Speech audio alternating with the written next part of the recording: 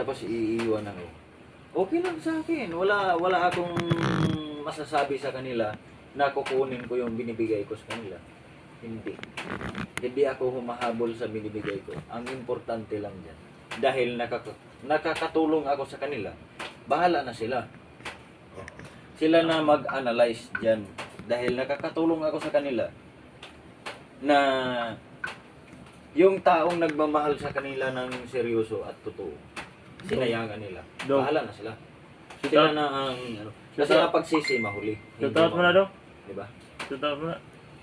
Hi guys, shout out guys sa followers dyan. Yan ang hinahanap ko naman sa isang babae. Yung tunay na Mahal ko babae. yung isang babae. Pinahalagahan ko sila. Ako ang iniwan. Hindi ko sila hahabulin.